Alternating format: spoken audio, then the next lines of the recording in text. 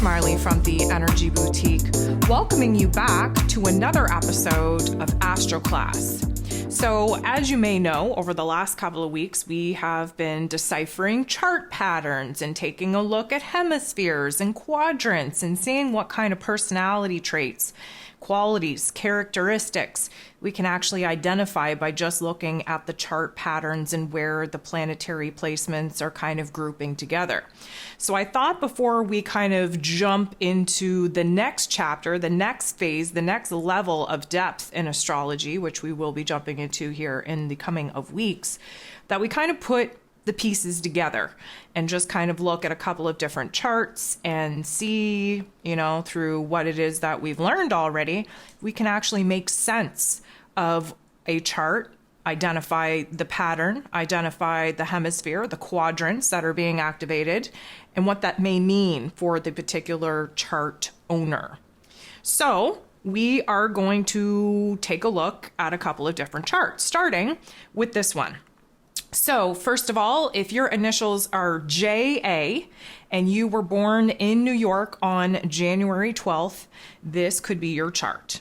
So what we first want to do is just kind of take a look at the actual chart pattern. We're not looking at anything in particular other than these black thick lines.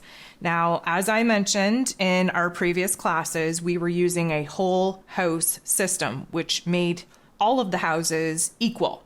And as I previously mentioned, very rarely are you going to find that in an actual birth chart. So that's what I'm seeing here. Like you can see all the different pieces of pie, if you will, are different. And you can tell that these indicator lines, which are very important, they are kind of at different crossroads than a whole system house chart would be.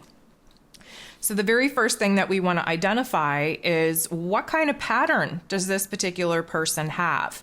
So we can't necessarily say that they're equally distributed because, as you can see, there are empty houses.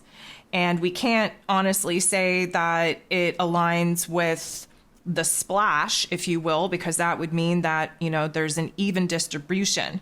What we're kind of leaning to in this particular chart is that it is a splay pattern. And one of the most, I'm going to say, interesting dynamics, easy identifications, if you will, that we can use for a splay is that there is a stellium taking place. And a stellium is 3 or more planets in a house or in a sign. So as you can see here, this particular placement is in Capricorn energy, while all the other ones are in Aquarius energy, but nonetheless, they're all still very much in this 5th house, which makes this a very easy identifier, if you will. So we know that there's at least one stellium, which we have.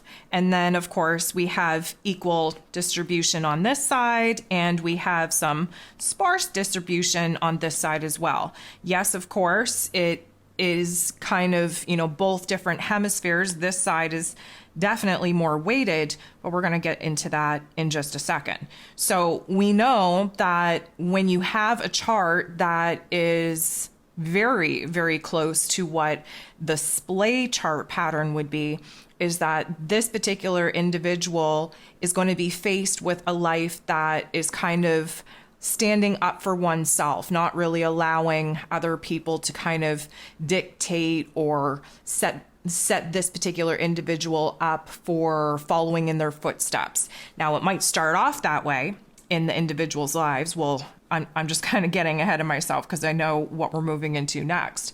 Might start off, of course, being a child in that way, but as this person kind of grows in their identity, they're going to tend to kind of stand away from the crowd. They're going to have a little bit of a different sense of self, unusual tastes, unusual interests in life, and will kind of dance to the beat of their own drum and not really follow anyone else's suggestions or path or direction. They're definitely a unique individual, if you will.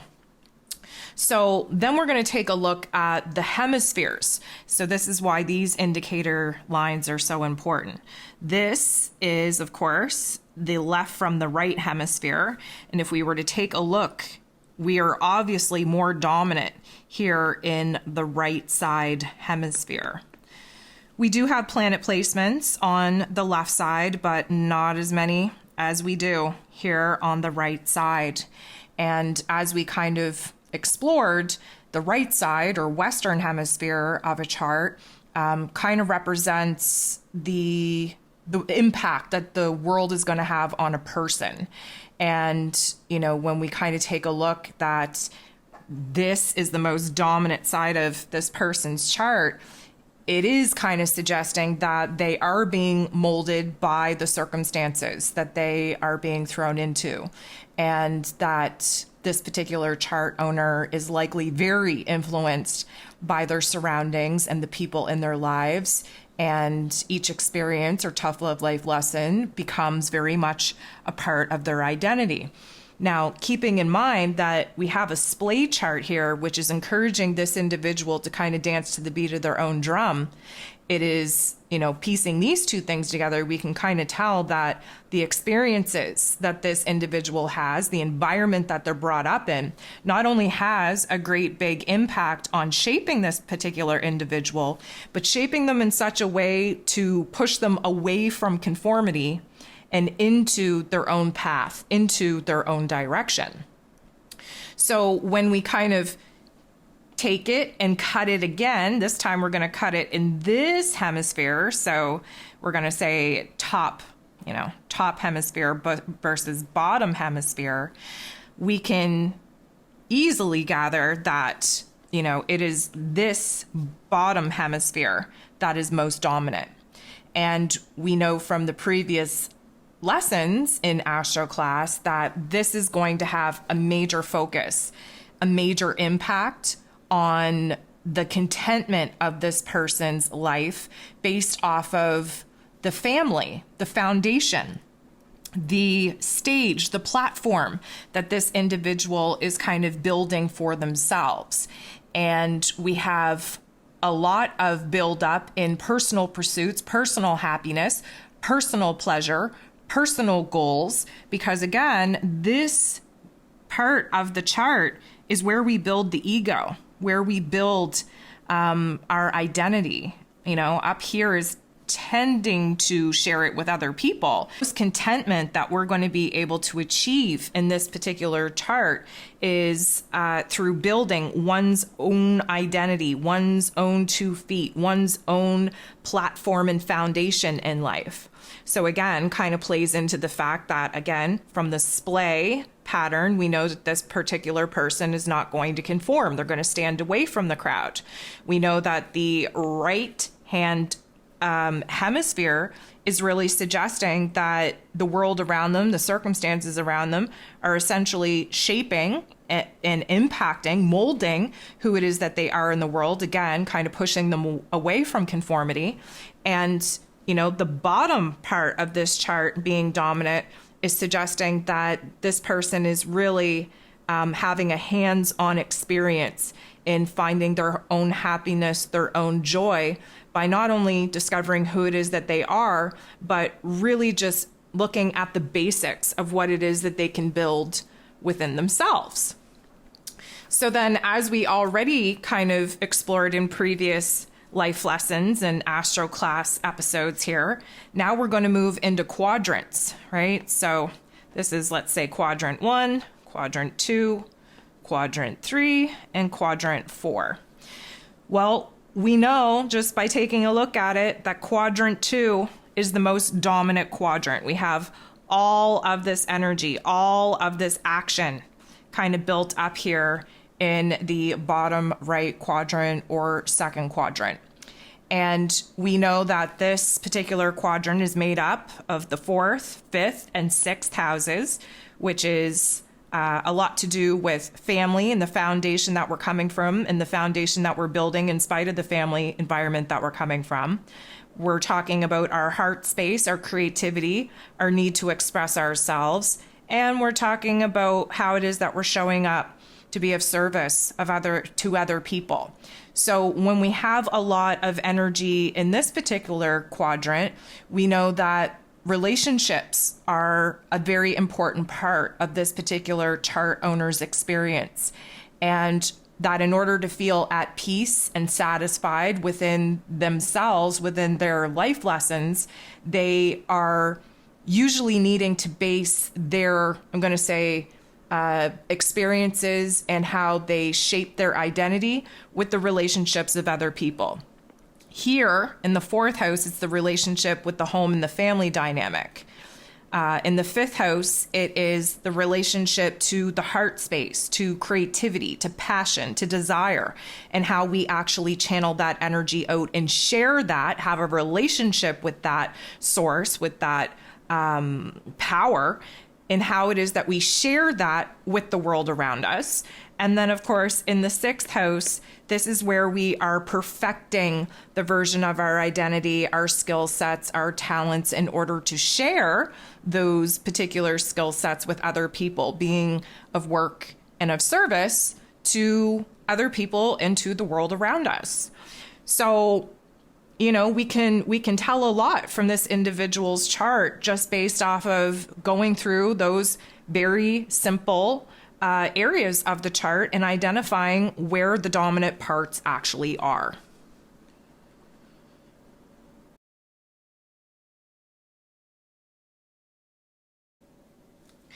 Okay, so if your initials are O, V, and you were born in California on March 31st, this could be your chart. So again, we're kind of seeing a different type of pattern being displayed here, but it still very much is a splay. Now, the first chart had one stellium. Here we have multiples. We have a stellium here, we have a stellium here, and we have a stellium here. Now, granted, this one here, people are going to say, well, it's not all in the same chart, or it's not all in the same house, and it's not all in the same sign. You're right. However, these two are within orb of each other, and these two are within orb of each other. So when we talk about orb, we're talking about degrees, which means that they have an impact and influence on each other, which means that we're going to call it a stellium.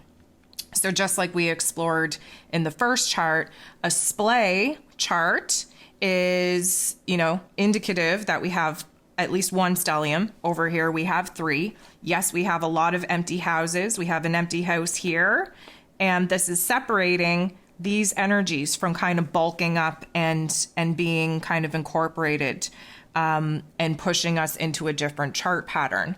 But as we've kind of learned, this is a very unique individual, an individual that refuses to be kind of pushed into conformity by other people's rules or other people's ideas or opinions, whatever the case may be. Likely an individual that has, again, very unusual or out of the box thinking, out of the box taste, out of the box interest. We're definitely stepping away from the norm with the splay type of pattern. So we kind of know what that's going to indicate. So let's take a look at hemispheres. Let's just cut the line down the middle here and see what hemisphere is strongest. So obviously over here we have this stellium and this planet. That's only 4. So the bulk of the energy again is going to be on the right side hemisphere. And what we know is that the right or western side, whichever you want, the impact of the world has a huge mark on these types of people. And that, as we kind of discovered in the first chart, very influenced by their surroundings, by their environment, by the people in their lives, by the experiences that they have, definitely impacts the identity that this particular chart owner would have. But when we kind of get into this hemisphere, of course, we're still looking at the fact that we are dominant in the bottom part of the chart. And so we do kind of have to understand that there is a major influence on personal pursuits, personal happiness, personal pleasures. We're going to be content and satisfied when we kind of build a strong foundation of our identity, of our relationships, of our possessions, of who it is that we desire to be. There's a huge, huge hold here as well.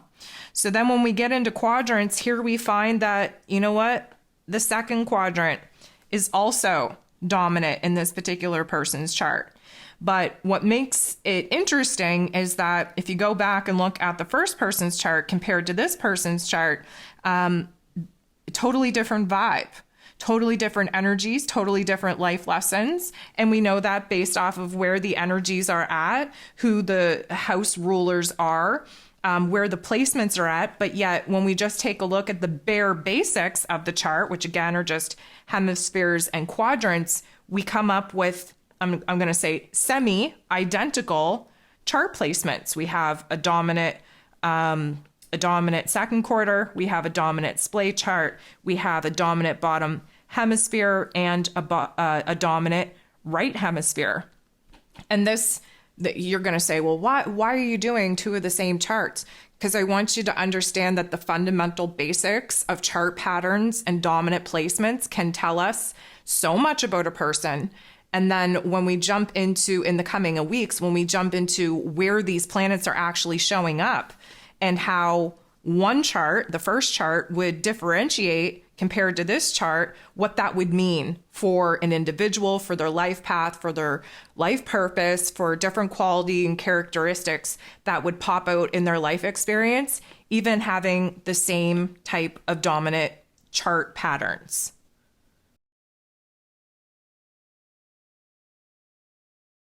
Okay, so in this chart, if your initials are LG and you were born in North Dakota on July 13th, this might be your chart.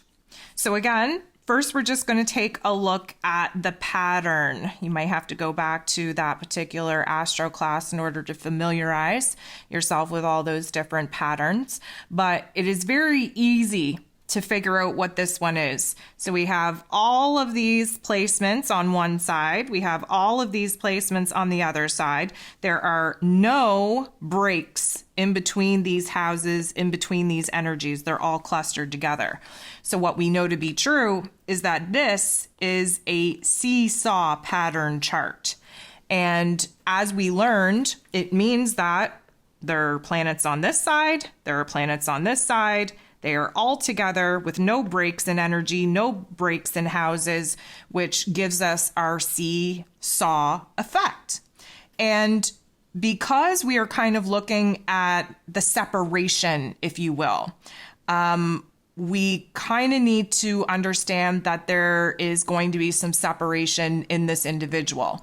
As we've previously explored, seesaw patterns usually see a split in personality, not necessarily personality disorders, just able to see two sides of the coin, able to debate the pros and cons, able to kind of, wade through the gray area in everything. They take a lot of energy putting into consideration the pros versus the cons, the left versus the right, up and down, because they're always kind of seeing two different viewpoints, two different decisions, two different choices. There's constant polarization. There's constant extremes for them to explore. And basically, they are able to stand here in the middle, look this way, and have these energies kind of suggest one thing to them. Or they could stand in the middle and look this way and have these energies show a totally different side to the matter, if you will. Now, when we kind of get into the hemispheres, so we want to take a look at this line, we want to take a look at this line. First, we're just going to cut it down the middle. We have to use these thicker lines as our median lines, if you will. So on this side, we have 8 planets on the left side. We have 1, 2, 3, 4 planets on the right side, which means that we are left side dominant, or Eastern Hemisphere dominant, whichever terms you prefer. So this side of the tracks, if you will, means that this person is leaving a huge impact on the world, while If it was right side, like we just explored in the previous charts, that is the impact that the world is leaving on this particular person. So we want to understand that this side dominant chart has the ability to shape and mold the world around them, the people around them, the circumstances in their lives based off of what these people want. Great manifesting energies on this particular side. We kind of have to see where these people have a little bit more of a stronger identity than over on this side, which means that the identity is already there at the time of birth, and why I'm going to say they have more of an opportunity to impact the world around them versus have the world around them impact who it is that they are and who it is that they become. So then when we cut this chart in half this way, so upper versus lower, we're going to say 1, 2, 3, 4, 5, 6, 7 for the lower. 1, 2, 3, 4, 5 for the upper. So again, we are dominant in the bottom part of our chart, but this is very different compared to the first two, because obviously we have a different chart pattern. We have left side dominance over right side, but the bottom is still holding very true, which means that this person, as much as they might impact the world around them and that they're leaving their mark on the world other than the world marking them, they are still very, very concerned with their own personal pursuit of happiness. So they typically speaking, there's no energies here. So their identity is already quite strong. That's not a mission for them. That's not a life lesson for them. They're coming in with an already intact, anchored in identity. What they're looking to do is to expand their thoughts, third house, to have their own family, to right the wrongs from the family that created them. They have huge creative power to express themselves. And then again, they're going to perfect their physical realms, how it is that they come about their skills and talents, how it is that they're showing up for other people. We definitely see how that is a mission for this particular chart owner. When it comes down to quadrants, it gets interesting because there's 1, 2, 3, 4, 5 elements in the fourth quadrant. There's three in quadrant 1. There's 1, 2, 3, 4 in the second quadrant, and there's a big fat 0 here in the third. So we know that this person is having a very, very strong fourth quadrant. And the fourth quadrant, or the fourth quarter, again, being kind of made up of the 10th, 11th, and 12th house, is very karmic in nature. And this means that they are very independent, definitely stepping away from social norms, very ambitious, because again, this particular individual would have learned in this carnation or in previous ones all of these particular life lessons. And it is in this quarter that they have to be expressed, that you have to bring them full stop, if you will.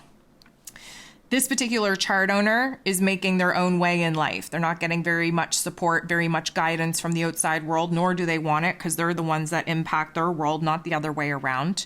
But they're gaining a lot of success, probably not until later on in their life, but they're gaining a lot of success based off of their own energy, their own efforts. And, you can tell from the early life, well, I can anyways, you can tell from their early life that they had to learn the hard way to kind of be independent. They had a strong sense of self, a strong identity coming in to work with anyways, likely very much focused on building, creating for the majority of their life in order for them to have major success, major payoff later on in life by really kind of sharing what it is that they've learned, bringing it full circle, and of course, putting it out to the world in a career sense, in a public eye sense, just kind of bringing everything full circle.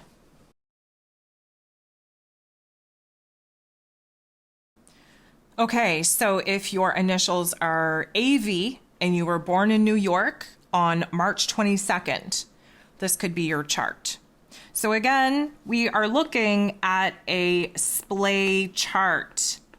We know that because there's at least one stellium. In this case, there are two. And one would say, okay, well, why isn't this a seesaw chart? And I can understand that. The only indicator is there's an empty house here. There's an empty house here, which essentially break up these particular energies. If they were all together, clustered together, we would get a seesaw effect. However, the break in houses is a break in energy, a break in the intensity, which means that we're looking at another splay chart. So do I need to well, I'll do it anyways. A splay chart, of course, is going to give us an individual that is going to stand out, that is very individual, that is not going to conform, not going to follow the beat of someone else's drum. They're here to pave the way for themselves and to stand out and do things very, very differently. Now, let's cut it in half. Let's go with hemispheres. And you'll notice that this particular chart owner's line is on a little bit of a tilt. That's okay. That's still going to be our median line. And we have to do a count. So we have 1, 2, 3, 4, 5, 6, 7 on this side, and 1, 2, 3, 4, 5 on this side. So let's just mark that. We know that this is going to be a left hand or Eastern Hemisphere dominant chart. And like I previously mentioned, this is someone who leaves more of an impact on the world than the world is going to have an impact on them. Very strong identity, strong mission, and we are definitely not budging who it is that we are for the outside world. We are leaving our impact on the world and on the people around us. So when we kind of cut it into upper and lower hemispheres, we have again, dominance on the top part of the hemisphere. So this is a little bit different. We haven't had this yet. We have to take into consideration that the top part, or southern hemisphere, whichever you prefer, is someone who is going to be having a big public life or a social life, or on a greater, grander stage where there is somewhat of an audience, where they are coming at you with, information, details, story, creativity. There is the whole prospect of somebody who has this kind of dominant chart is to be a creator, put things out into the world and impact other people by what it is that they are putting out into the world.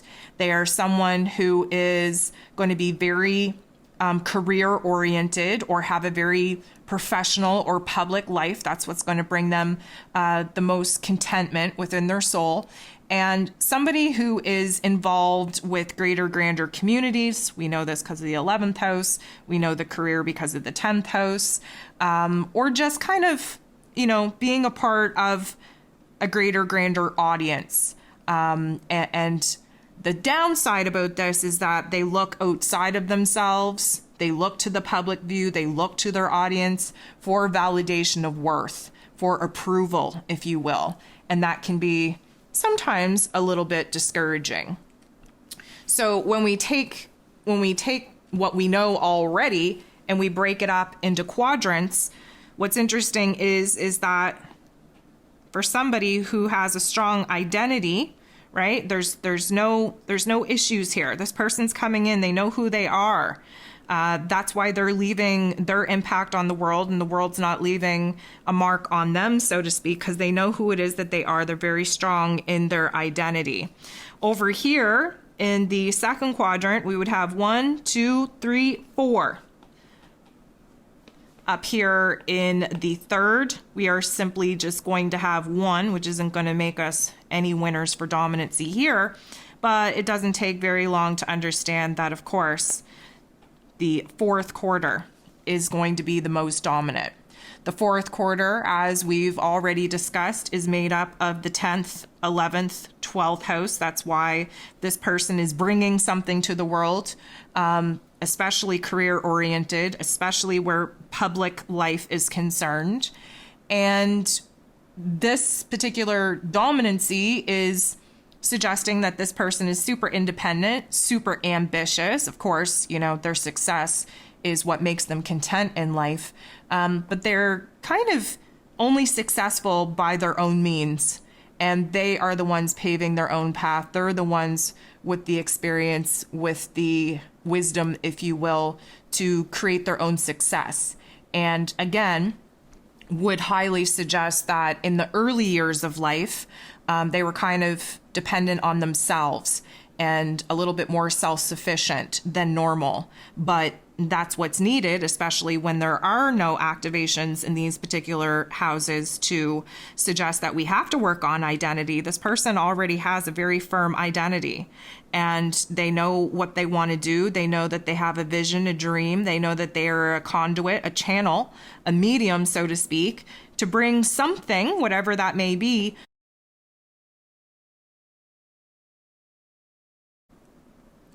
If your initials are KP and you were born in Nova Scotia, Canada on October 16th, this may be your chart.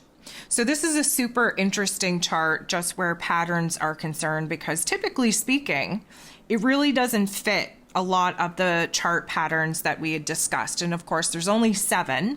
So to kind of think that everyone in the world is perfectly going to fit into these cookie cutter patterns, it's a little bit of a fantasy.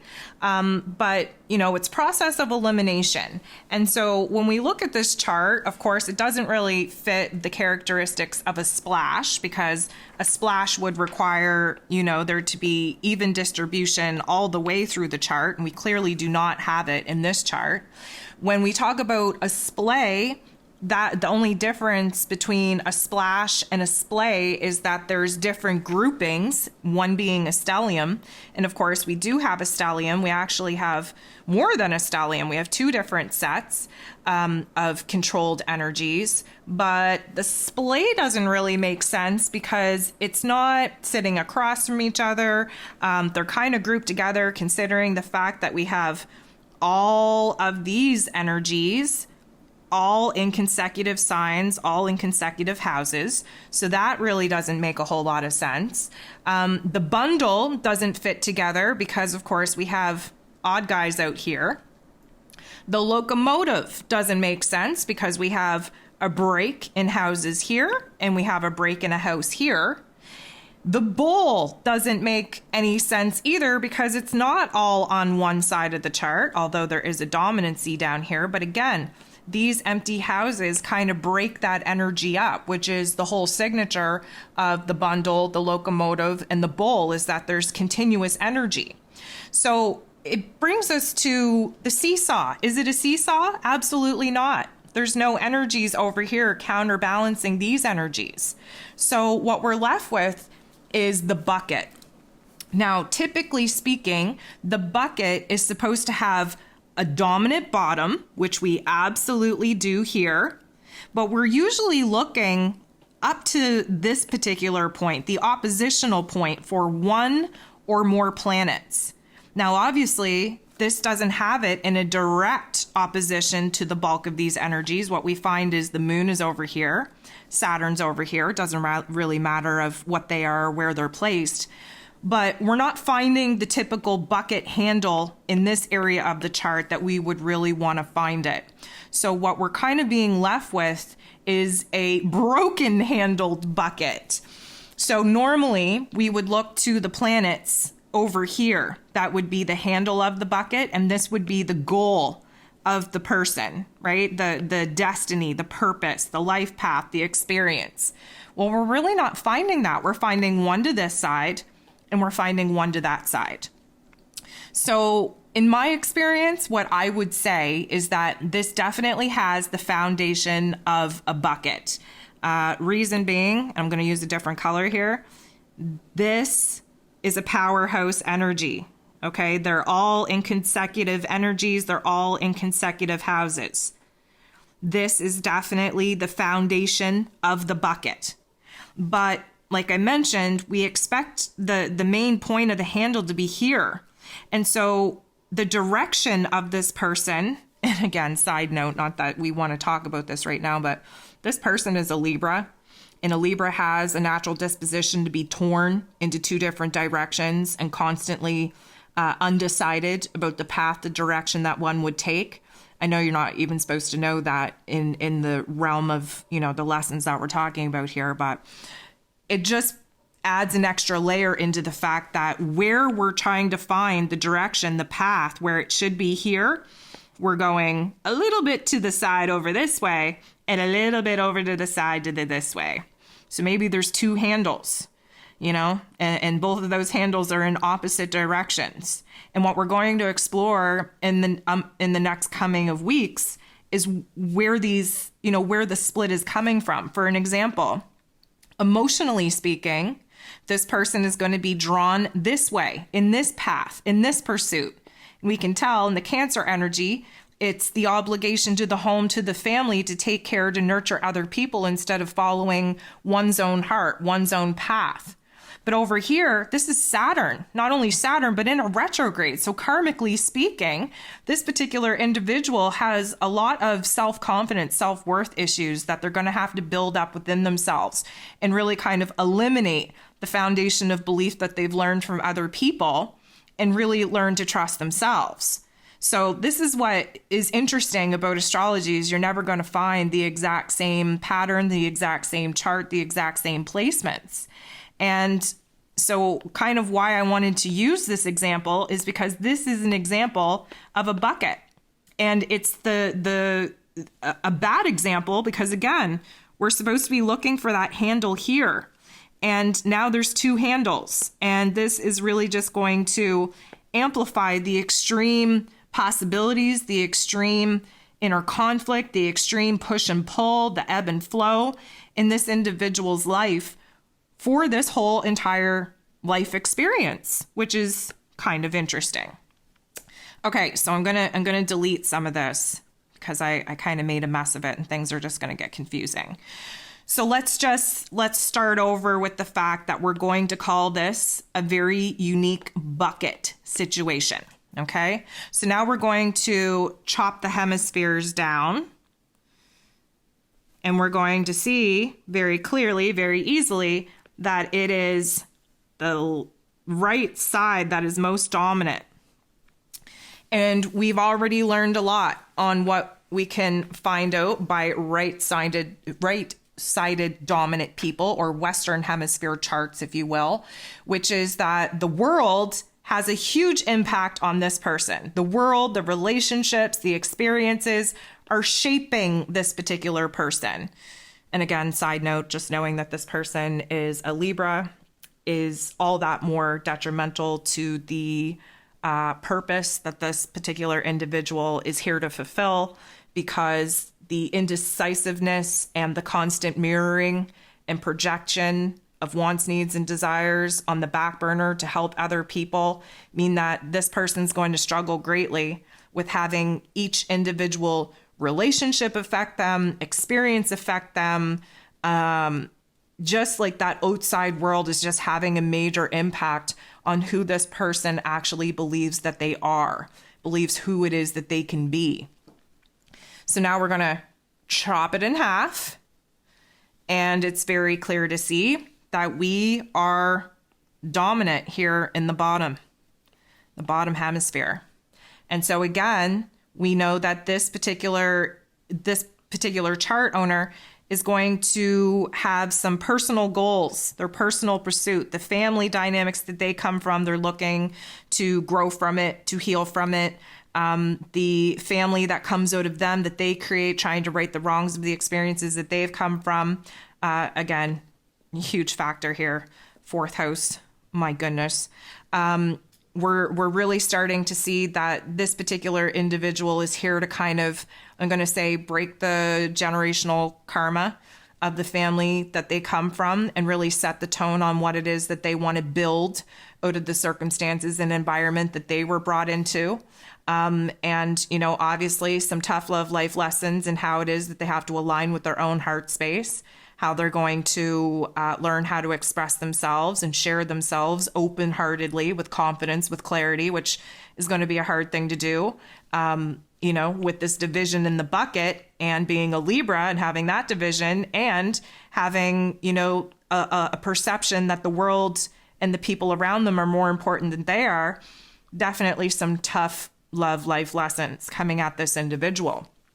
And then, this is a very clear, clean cut type of understanding here on the quadrant that is going to be most dominant, which of course is the bottom right quarter, or the second quarter, if you will. And it's very difficult in this particular quarter because this is relationship oriented. And as a Libra, that's their whole name of the game anyways. And there's this want, need, and desire to constantly have people in their life, and that they don't know who they are without certain people in their life. Companionship, relationship dynamics are so freaking important to them. And to make everybody happy in those relationship dynamics, of course, that's where the people-pleasing qualities come from in this Libran energy, which is going to make it super, super difficult.